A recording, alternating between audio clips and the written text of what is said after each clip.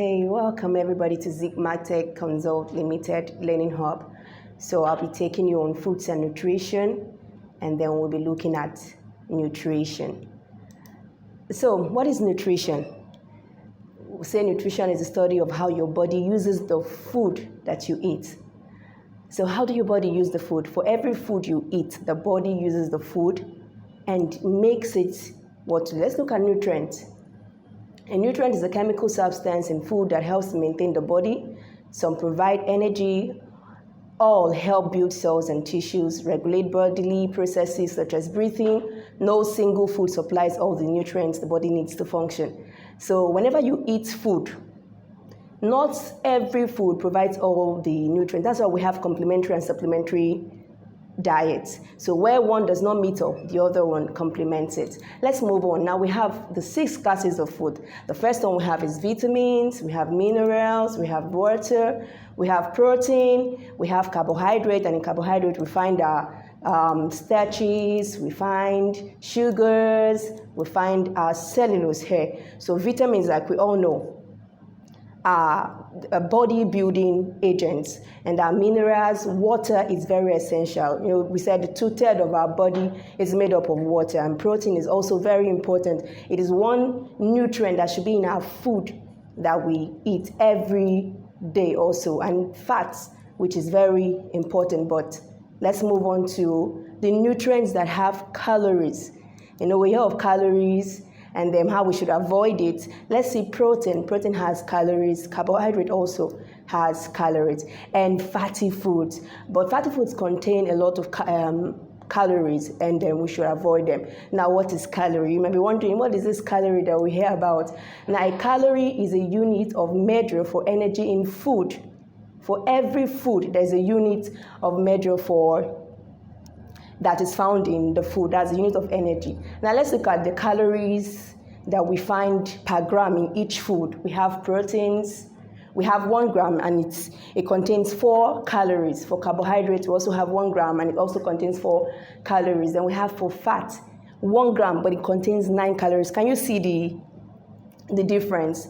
For carbohydrates, you have 4. For proteins, you have 4. But for fats, you have 9 calories. Let's move on. And now we're looking at variables which affect nutrient needs. As you can see, we have number 1, the age. Age affects the nutrients that we consume. You know, for the younger ones, as you're growing up, there are some foods they would eat that is very necessary for them.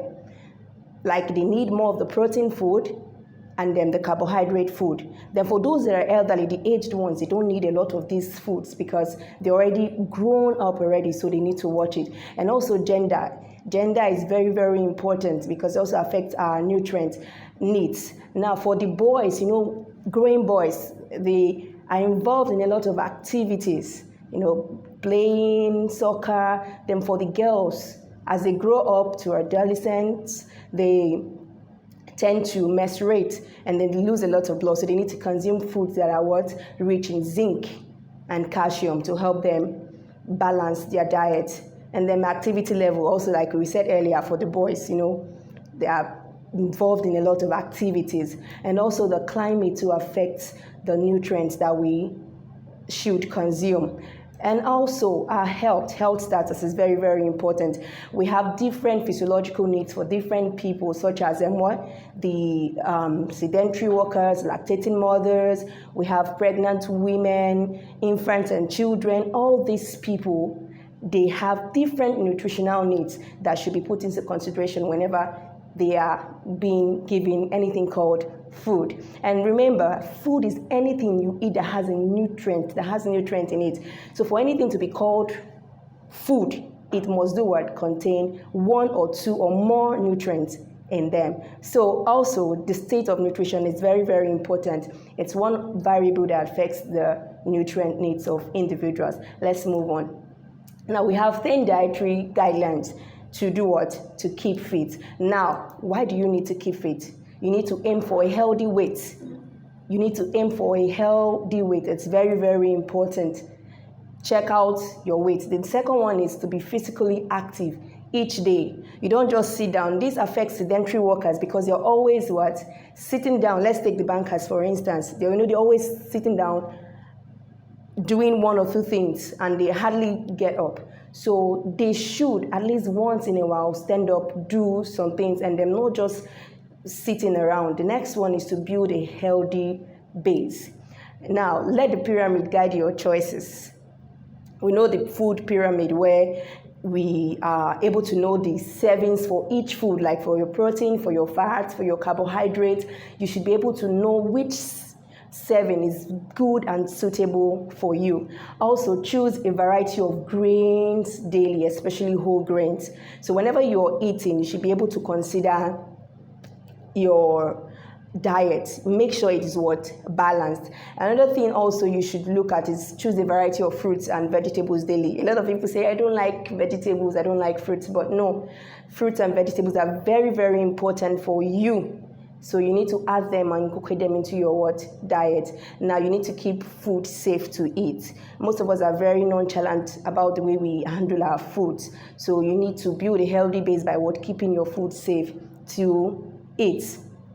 Now, another thing you need to do is to choose sensibly. You need to choose a diet that is low in saturated fat and cholesterol, and you need to moderate in fats.